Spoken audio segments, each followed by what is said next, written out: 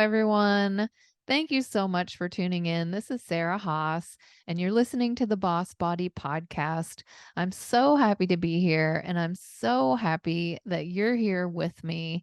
And I have a wonderful guest to introduce to you today. She is a ray of light, and her message is something that I know is going to resonate with so many of you, and it certainly resonates with me.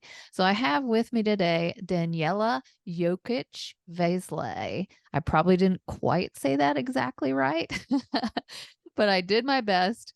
Danijela is a life coach, and she is also the author of a book called Self-Worth: Women's Guide to Increasing Self-Worth, Self-Respect, and Self-Confidence, something we all need. So Danijela, thank you so much for being here. I am so excited for this conversation. Thank you so much, Sarah, for your invitation and such a heartwarming introduction. So I know a lot of people heard your name and hear your accent. So right off the bat, can you tell us where you're calling in from? Currently, I'm in my home country, Bosnia and Herzegovina, and I've been based in India for last 9 years in New Delhi. I love having guests on from all over the world and from all walks of life. And I think it's just so awesome to pull together a lot of different cultures and perspectives and, ways of doing things. And also just the fact that women all over the world struggle with these same issues. And that's why I think it's beautiful Yeah, that you've written this book. I've noticed that since the beginning of my life coaching work, I've been working online, and I've also been doing workshops and motivational speeches in India and in Europe. And I've been working with women from America, Canada, India, and Dubai and other countries. And just it's really interesting to see that women all over the world struggle with self-worth. Now, there may be cultural differences in the reasons of the lack of self-worth, the root causes, the limiting beliefs that have caused the lack of self-worth, but basically women all over the world in general have issues with low self-worth. It's so true. And it's so debilitating in a way, when we don't feel like we're good enough, it holds us back from doing a lot of things that we want to do and we deserve to do in our lives. Exactly. And even women who have accomplished so much in their life, in their careers, like I had women reaching out to me that had Oxford degrees and prestigious MBAs, even PhDs, and they were struggling with self worth. So, they were struggling with the imposter syndrome or the perfectionism, but as the root cause of either perfectionism or the imposter syndrome is basically low self-worth, and it is really, like you said, debilitating. Low self-worth holds us back from really fulfilling our potential, and even if we achieve important things in our life, that we achieve these amazing things, we still feel like we're not enough, or we feel like a fraud, or we feel like we didn't deserve it, or we are in fear that we might not be up to the part. We feel the need to prove ourselves all the time. We are seeking for external validation and so on. So it's really important. If I could just say, give one tip for really strengthening our self confidence and self respect, is really to work on our self-worth, because that, as I've noticed over the years working with so many women from so many different countries, is that in as the root cause in most of the problems and challenges that women are facing was always in some way, shape, or form low self-worth. And where does that come from? Because like you said, I know that's something I've struggled with all my life. And I'm always, I've always tried to seek that outward validation to feel like I'm good enough. And like you said, you can chase it. And no matter what you accomplish, there are movie stars, there are athletes, world-class athletes, women who are CEOs and who have accomplished so many things. And even women who just are mothers, which that is no small feat. That's amazing. We work so hard and we do so many good things in the world. Why do we not feel good enough? Where does that stem from? It can stem from childhood. So if we were not raised in a way that we felt valued and loved enough as children, we can feel low self-worth due to the childhood experiences. So often it stems from mirroring our parents. So, for example, many of my clients who had low self-worth had a mother who was struggling with self-worth as well, sometimes even grandmother. So it was transgenerational pattern that there was low self-worth. Or even if parents were raising children in a way, in very competitive way. So like you have to be the best at school, you have to be number one, you have to win all the competitions, and they were very critical of them if they would not achieve the certain standards that parents would have expected them to achieve, and or if parents were punishing children very severely in case they make any mistake, in case they do something embarrassing, in case that they were misbehaving or they were second at the competition or they failed the exam and so on. It can leave this feeling of not enoughness, which we can then try to really heal over the years. Also, one of the reasons that can be a contributor to low self-worth is the mass media, the messages that we get from mass media, like from the childhood, we read all these stories about the beautiful and the most beautiful, the fairest of all princesses, All who those then Disney movies. all of Disney movies, the beautiful princesses, and so we take this message on a subconscious level that if we want to have a prince, if we want to have this certain life or be happy till the rest of our lives, then we need to be this beautiful princess. So it can start really from fairy tales in the childhood, and also of course the messages that we are getting through mass media. Like the body positivity movement started relatively recently. Prior to that, we had this very generic, socially and culturally constructed image of how a beautiful woman should look like. And certain messages were really on a subconscious level could have really negatively affected girls, especially in teenage and adolescent years. For example, we all know Ugly Betty. Like we have this archetype in many cultures and different serials and shows. So, and even in Princess's Diaries, that type of girl has been there, like curly hairs, braces, and glasses. And then can you imagine a girl growing up and seeing the show or a drama serial called Ugly Betty? And Ugly Betty is wearing braces, Ugly Betty is wearing glasses, Ugly Betty is having this wild curly hair. Or in Princess Diaries, we see uh, this girl who doesn't look up to the part, looking the same, wild hair and glasses and braces. So what kind of message we get? And imagine now girls growing up and they're wearing glasses, or they have to wear braces, or they have this wild curly hairs.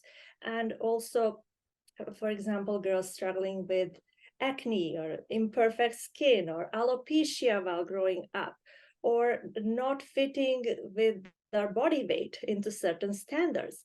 And then you have all these movies and shows and etc. portraying fat people as dumb or, as unattractive, unsocial, not accepted in certain social circles, being laughed at. And then kids model that in their everyday behavior in schools. And it just keeps on going on with the years.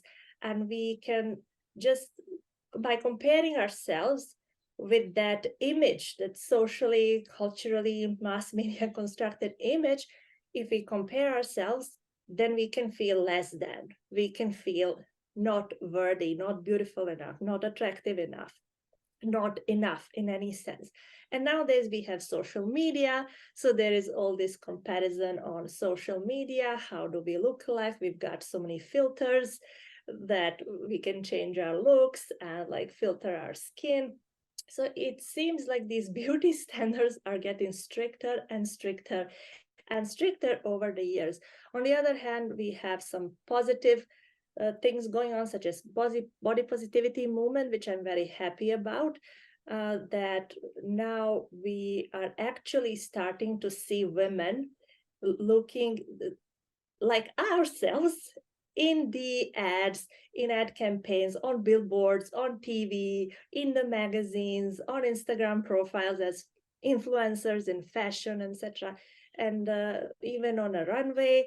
So I really feel that this could contribute positively to a young generation who is just forming those subconscious beliefs about themselves and about their self-image. And we can also see the shift in mass media that previously there were all these stories for girls just about beautiful princesses waiting for a prince to rescue them.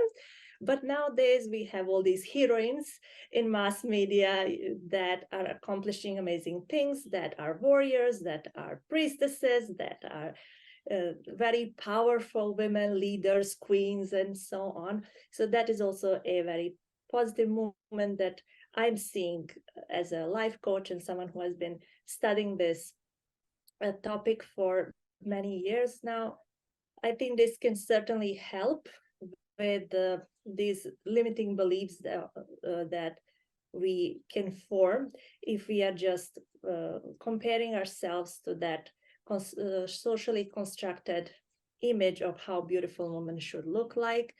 And also another thing that can impact our self-worth is experiencing any kind of failures in our life or in our career, such as, for example, divorce or getting laid off from the job, like losing a job, getting fired, dropping out of college, and any type of failure that we really feel that we not all like there is one thing when we fail and we look at it as a failure, as a failed attempt, as a goal we didn't accomplish.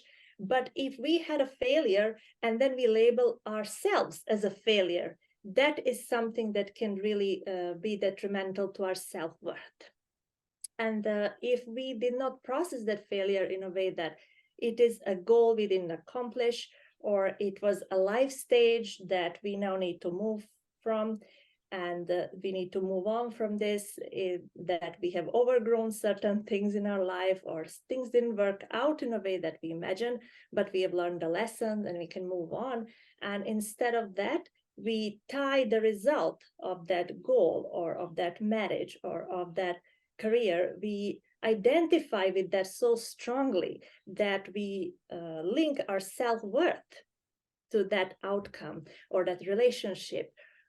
It can be really detrimental for our self-worth if we lose that or if we fail at that, because then we feel like we're not enough. Then we label ourselves as a failure. So it happens through all walks of our lives.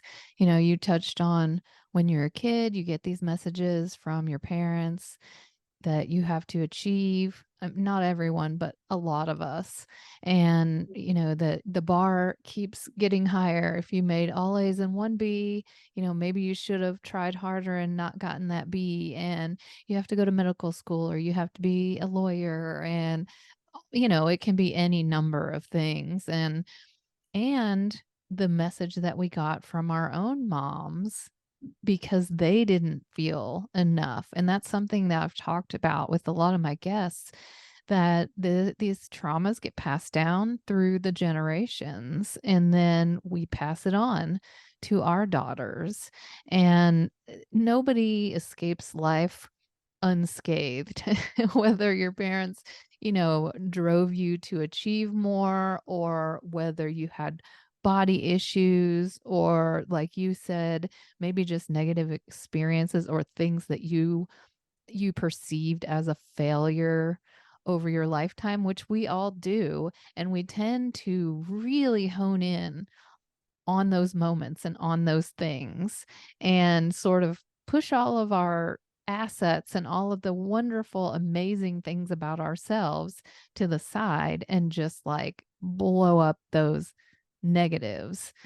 And another thing, you and I were talking before about these beauty standards, and you've traveled all over the world, and the standards are different depending on where you are. I know in the US, white people are tanning and putting on self tan and spray tan, and always want to have more darker skin.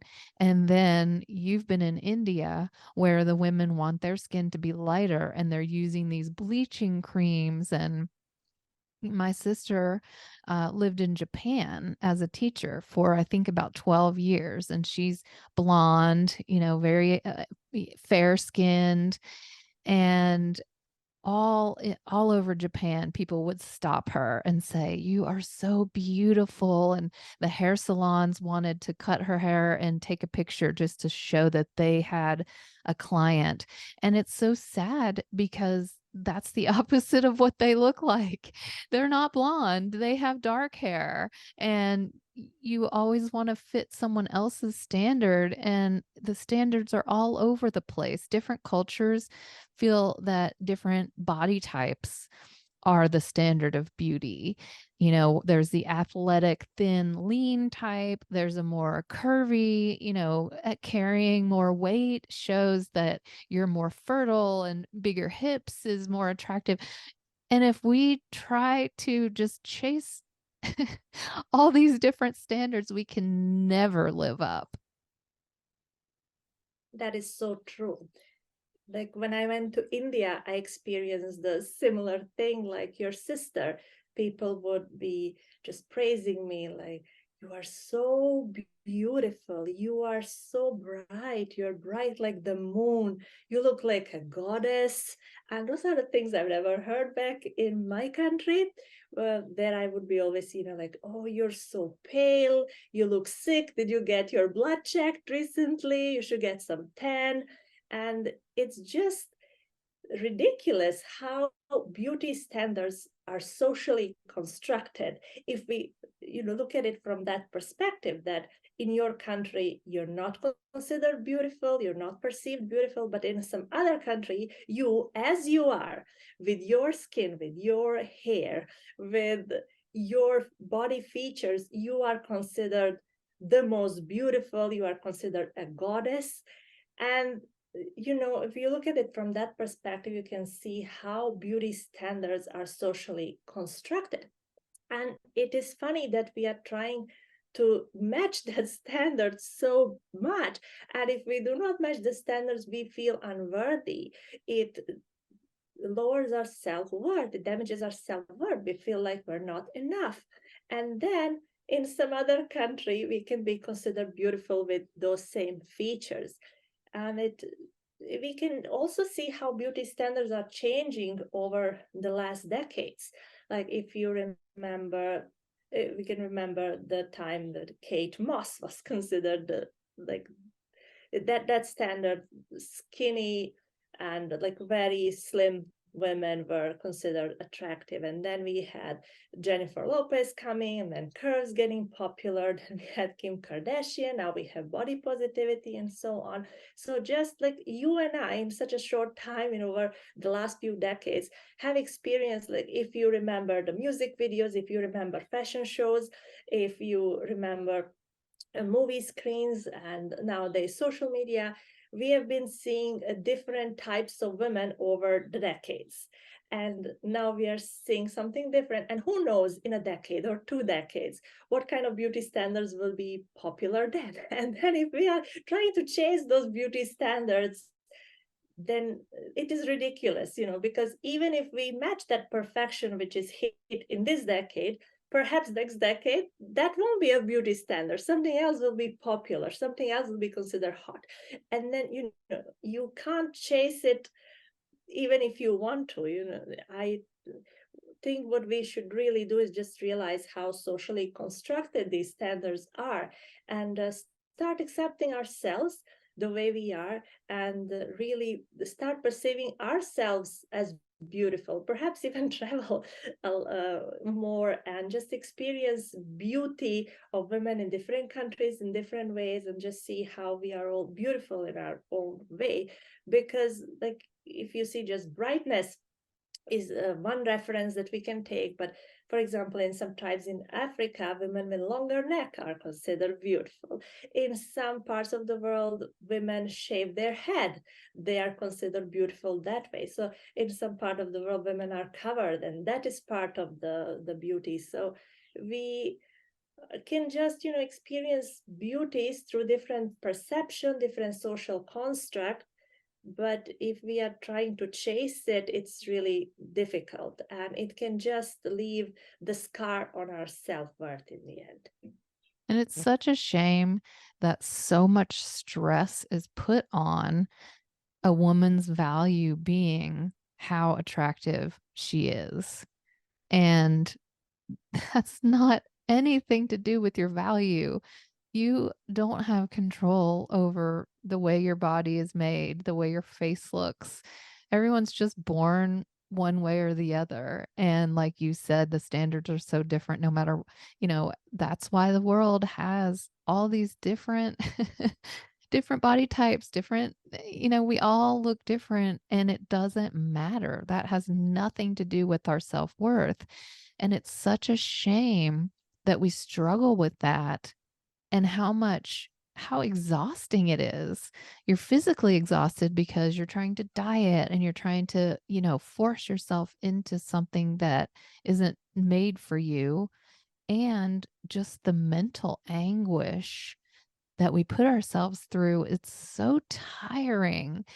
And that takes away from the enjoyment of a lot of our lives, like maybe going on a vacation because you don't like how you look in a bathing suit, or, you know, dancing because you're embarrassed of your body. And I know I have a lot of clients who don't want to go to the gym because they're ashamed and they're worried about how the other people at the gym are going to perceive them. And it's even more than that. If you don't feel worthy, it's going to hold you back from putting yourself out there to have a relationship, or trying to get a job that you really would be awesome at. But when you don't feel good enough, it's hard to have the confidence to do and go for the things that you really want. Exactly. And even in professional life, it can be something that holds us back. For example, for someone's business, it can be really good if they are more visible, if they record videos on social media, or if they give more motivational talks, or uh, they appear more in public, they take more photo shoots, etc., that work on their branding. But that perception that I'm not beautiful enough, or how I'm going to be perceived, like, holds people back from these things, and potentially from growing their business and earning more profit, and helping more people, reaching out to more people, being more visible. So it can even hold profession. And I know some of my clients and colleagues, they really held back, and they were held back because they would consider that with the way they look, they could not make it on a television, they could not make it as an influencer of social media, they could not make it on YouTube, they could not make it as XYZ in this particular profession, because they do not fit these particular beauty standards that they thought they should be fitting in order to be successful or perceived in a certain way. And it's really sad. It's really sad. I remember Oprah Winfrey talking about that because she was born and grew up in a time where there were not very many African Americans on television or women or anyone who didn't fit this slim, mold of what a woman should look like in order to be on TV. And she was like, I am so comfortable behind the camera and I know this is what I'm meant to do." And she just was so authentic and open and vulnerable about her experience. And look where she is now. So she didn't fit any kind of mold. And she's one of the most successful women ever in history. Even if she did hold herself back because of that particular thought or reason or limiting belief, that because of the way she looked like, she would not be able to make it on television, to make it as a TV host. Imagine what the world would have lost. And also, I've seen clients and many women struggling with perfectionism hold themselves back, like do not publish their books, do not publish the content, do not publish the YouTube videos and other things that they make, like correcting, editing, deleting, and like trying to make things perfect, which holds them back then in creating content and putting it out there and being consistent and getting their message out there. And I'm just wondering how many paintings in the world are that people have painted and they're keeping them in the basement because they never dared to, show them out in the public because they didn't think they were good enough. Or how many songs were composed, how many poems were written, how many stories and books were written, articles were written, which were never published because the person who was writing them think their work is perfect enough to put it out there. That's so true. That's a really interesting point and something that I've never considered. I've looked at it from the point of view of you're missing out on joys that you could be experiencing, or you're missing out on actualizing, your dreams. But the fact that also you're you're depriving the world of your gifts and what That valuable things that you can offer other people. if you do not feel enough, and if you don't feel your work is good enough, one thing is, of course, holding a certain standard and wanting to, you know, have your for your work to have merit and to be of good quality. But another thing is struggling with perfectionism till that point that you either do not ever put your work out there or that you just hold yourself back and never even start. So we really have to get out of our own way, stop holding ourselves back, and realize that we are worthy and we are enough. Self-criticism is perhaps the one major thing which is holding so many people back. uh, Most often, like, we notice things on ourselves on a video or on a photo which nobody else notices. Like, we notice but they do not even pay attention, like, because they pay attention on our message, they pay attention on just the overall quality of our work. If we are giving presentation, if we are giving motivational talk, if we are posting a video or a piece of content, most of the people are probably not going to remember what kind of lipstick you were having. Were you having a lipstick? Did you have a, I don't know, like hair in a certain way? Or they won't be remembering those things. But what they will be remembering was your message. How did you make them feel? Did you help them? Was your work of high value? How your work has contributed to their life and so on. They won't be much remembering about your looks as much as we think we are. We are often so much self-absorbed in our own self image and just our ego gets into the picture, and like we think everyone is just holding their eyes on us, or even just the low self-worth of not being good enough can hold us back, because low self-worth also negatively affects our self-confidence. So if we are struggling with self-worth, we will be struggling with self-confidence.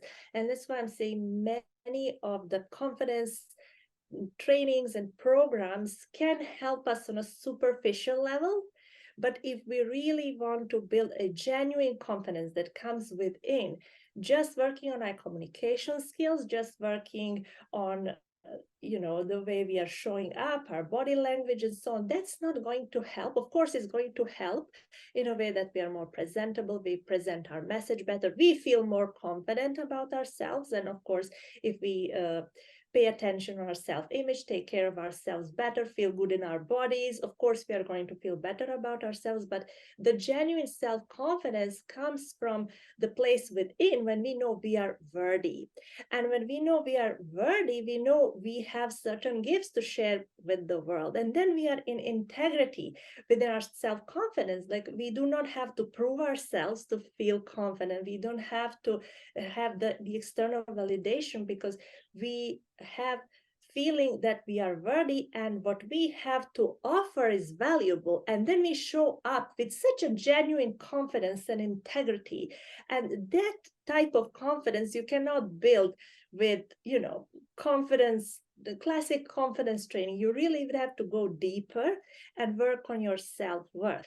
And also self-worth is very much correlated to our self-respect. So if just imagine, would you feel respect towards a person you don't feel that they are worthy?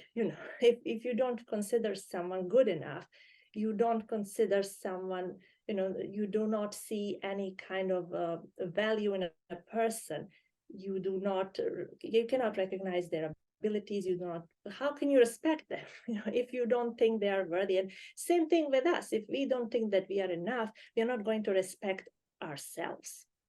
And if we do not respect ourselves, we will also not feel confident about ourselves. And it goes in the cycle. And also, if we feel low self-worth, we will also struggle with self-love, because you cannot love a person that you do not respect, that you do not find worthy, that you do not just value enough. How can you love them? And same goes with us. If we do not value ourselves, how can we love ourselves? It's You so know, true. And we can see such value in other people, in loved ones, in friends, in our children. We are seeing how amazing they are, and how valuable they are to the world. And it's so true. It all goes back to self-care. If you don't feel like you're worthy of the care, you're not going to give it to yourself. And I just want to thank you so much, because this is a message that every woman needs to hear. And we need to hear it more than once. We need to hear it over and over and over again, because we've gotten all these other messages all our lives, and it's a work in progress. So I want to encourage everybody to check out Danijela's book. It's amazing. It's going to go into more detail about everything that we've talked to today, and give you some action steps and some practices that you can start putting into place. So, if you're someone who struggles with that, which I am guessing you are, since I feel like none of us has escaped it, I really encourage you to go check out her book. And Danijela, if people want to read your book, where can they find it? And if they want to find out more about you, can you just tell us where we can do that? yeah, sure. So you can find a book on Amazon. It's available in print and in Kindle version in English. So if you want to strengthen your self-worth, I really wholeheartedly recommend that you read the book, because I did not want to write a feel-good book, because motivational content can give you a hit for like just in a moment and make you feel a little better about yourself and about your life. But what you really need in order to change something or heal something or transcend and transform something is a transformation. So not just motivation. So in the book, I shared first of all exercises which can help you to really get to the root cause of what is really the reasons you feel low self-worth. Is it a shame? Is it a failure from the past? Is it the upbringing? Is it the messages that you have picked up while growing up or from your cultural and social environment? So we go deep into the second chapter in finding the root cause. Why are you struggling with self-worth? Because that is the first step in healing it, to know why you are struggling. And then when you get to know these limiting beliefs and the root causes of your low self-worth, then there are steps and exercises that you can use to strengthen your self-worth and also to strengthen your self-respect and increase self-confidence, because they are all tied together, as we have seen in this conversation. And as per my how they can find me. So I am, you can just go to my website, www.danijelaJokicVaislay.com, or find me on Instagram. It's at Daniela_life coach. Thank you so much, Daniela. This is such an important topic, and I feel like we could talk all day, but you shared so many great points, and there's more to find in the book. So thank you for your message. Thank you for what you're doing, and thank you for being here today. Thank you so much for inviting me on your podcast and really having this conversation, because it is really, really important for women to have this conversation and to really work on strengthening self-worth. Absolutely. All right. Thank you, everybody, for being here. I appreciate it so much. And until next time, I will see you then.